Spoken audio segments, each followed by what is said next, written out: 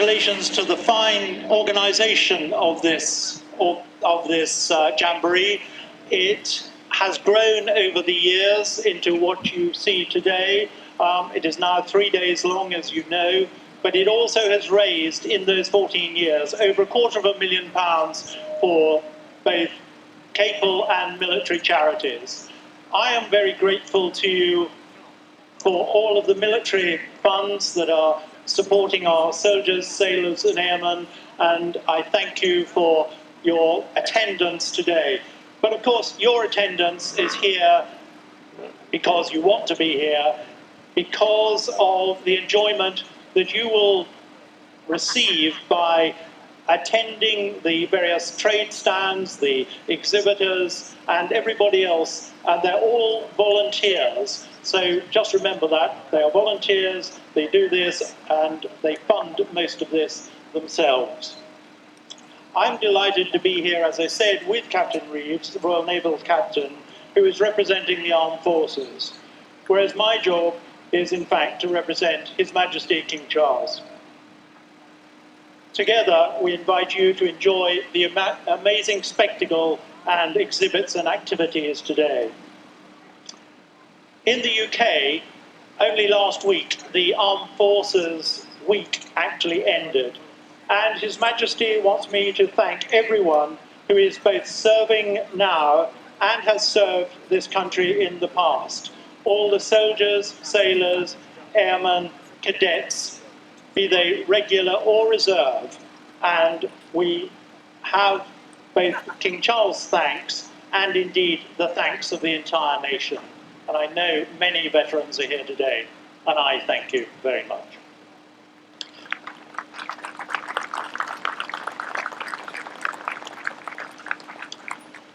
Captain Reeves will now speak and then declare the 2026 show open.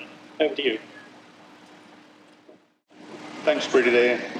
It's probably wise of me first to open with the words from Air Chief Marshal Sir Richard Knighton, Chief of the Defence Staff, and I've got to read it from the script because if I get it wrong, I'll be in trouble.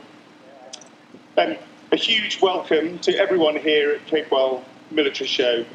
I think there are nearly 26,000 members of the public due to be here over the course of the event to see a whole range of military capabilities and living history groups. Impressively, a full Herrick forward operating base has been constructed as we mark 25 years since the commencement of operations in Afghanistan. We're also delighted to welcome the UK Permanent Joint Headquarters outreach team as part of their 30th anniversary celebrations. The critical work the armed forces do to keep the nation safe matters more now than it has done for many years. The support we receive from the many charities and foundations that help members of the armed forces and their families helps us to make sure we do what the nation expects of us. Thank you to everyone who spends their time at the show over the weekend. Thank you for your support, and thank you in particular to the team of volunteers and members of the armed forces making the event happen.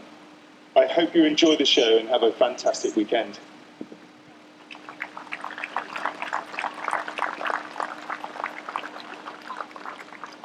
So, having spoken on behalf of my boss, I'm conscious that as a sailor I am somewhat far from the sea, and I'm also all that stands between you all and a simply fantastic event. For those of you new to the show, a very warm welcome, and for those of you returning, firmly bitten by the bug, a little like I am, a very warm welcome back. Regardless, thank you for joining us, and as ever, you are in for a treat.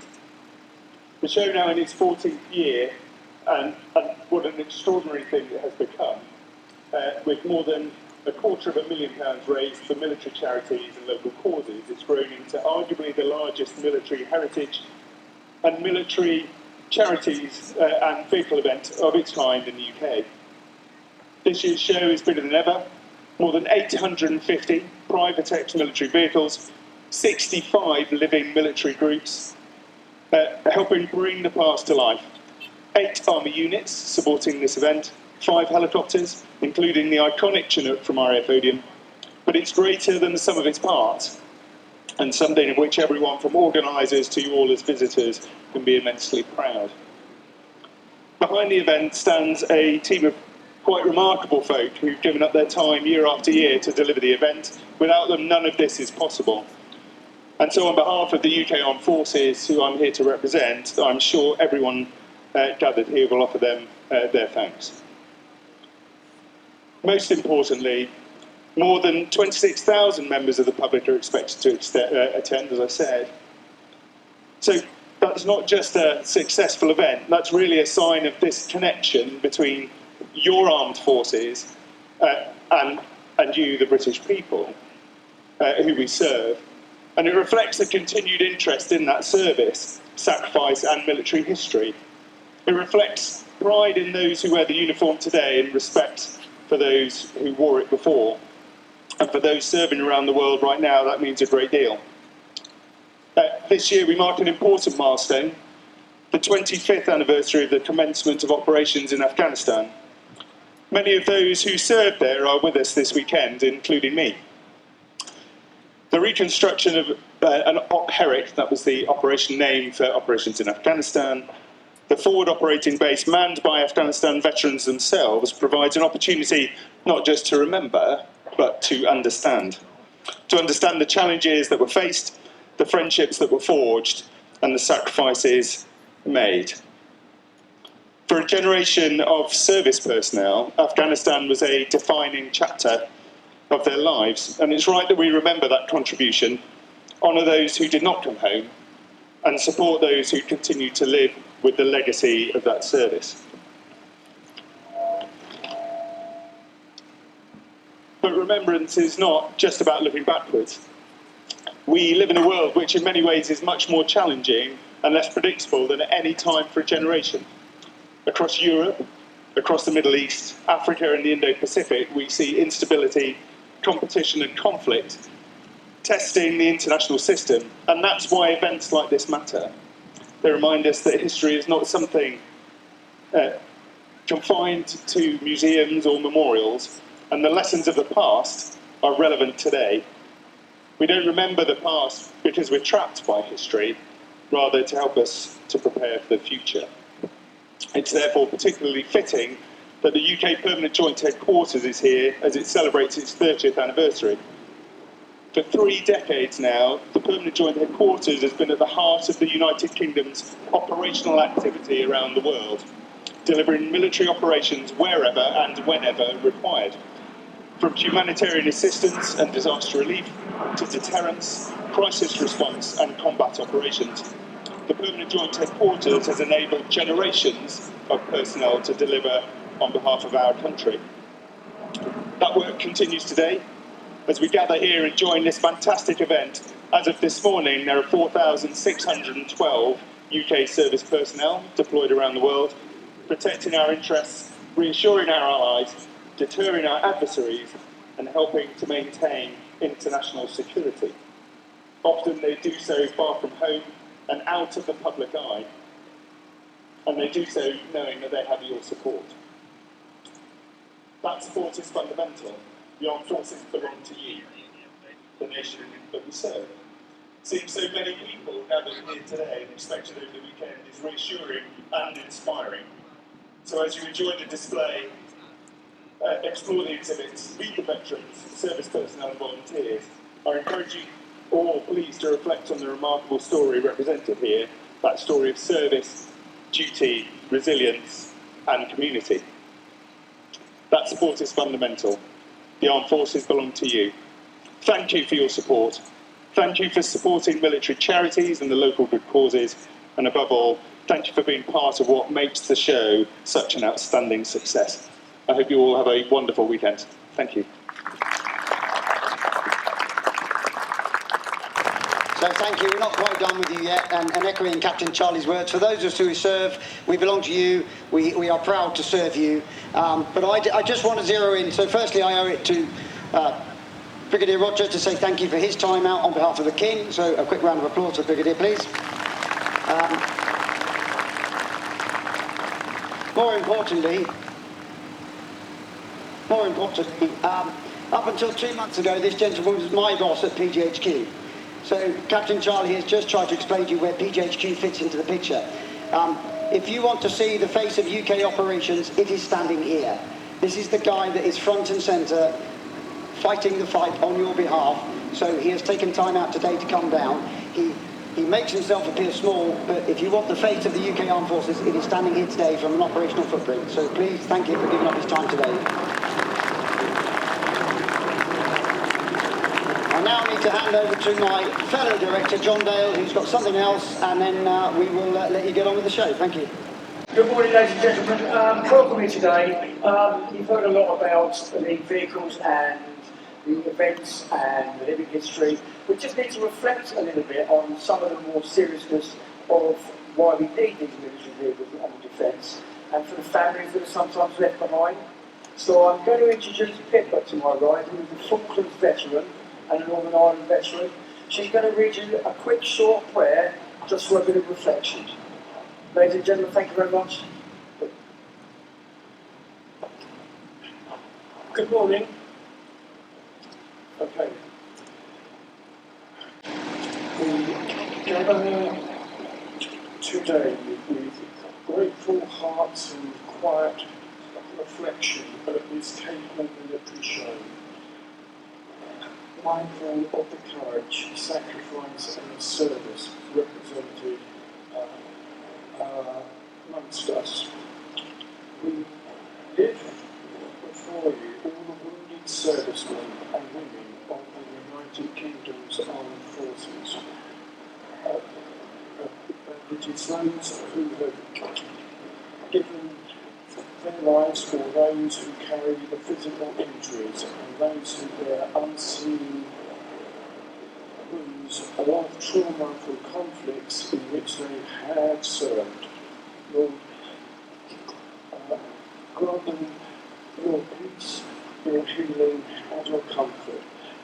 May they know that their sacrifices are not forgotten and that the service is honoured with deep respect and gratitude. We acknowledge, Lord, that we do not welcome war or conflict. We long for peace in our world, and yet we also recognise there are times when evil must be confronted, when justice must be defended, and when force becomes the last and necessary response. In those moments, we pray for wisdom, restraint and courage for those who need and those who serve. We remember their families of our service personnel who endure long separations, quiet anxieties and the weight of uncertainty whilst our loved ones serve overseas. Strengthen them in their loneliness, comfort them in their way and surround them with support, hope and reassurance.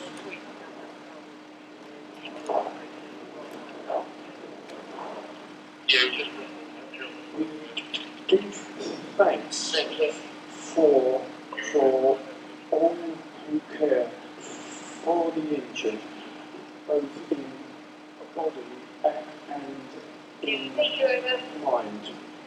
The medics, the counsellors, the chaplains and all who walk up alongside those in recovery. Also work with compassion, patience and resilience, and then their care with restoration and hope. We recognise and give thanks for the many nationalities and backgrounds that together form the United Kingdom's armed forces. In their unity, may we see a reflection of shared purpose, mutual respect and common humanity. We also pray for the safety of this gathering today. Watch over all of those who attend, all who participate, and all who have worked to organise this wonderful event.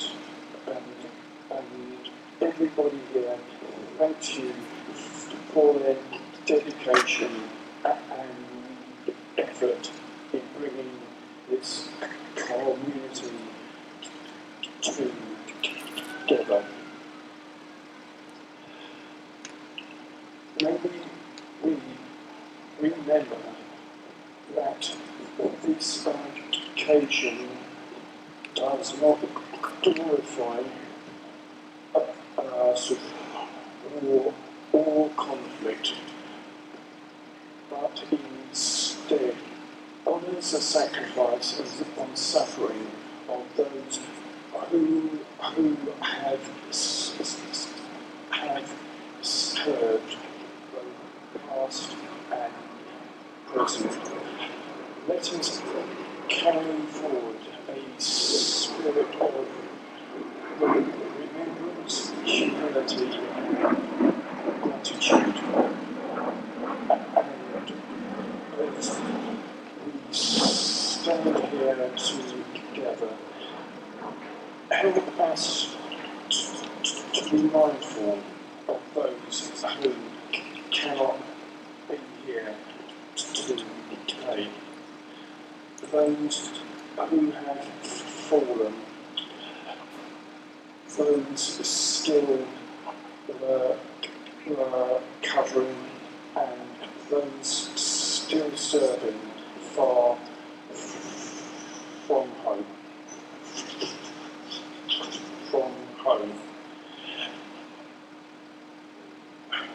May the Lord God bless us all and our armed forces.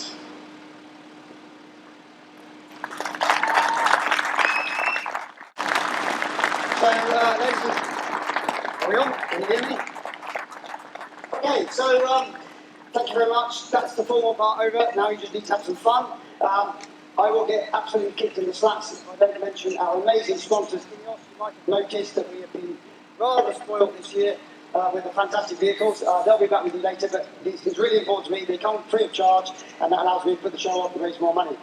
More importantly, I'm going to look down to the right-hand side, get the fire order given to the guys over there, and Capel is now officially open. Have a great day.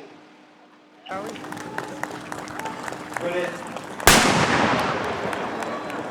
Told you it's going to be loud. There's one more.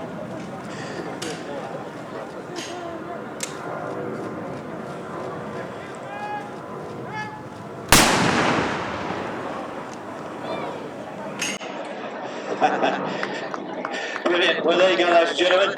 That's some big guns firing. Some really nice people. Right, as they say, the show must go on.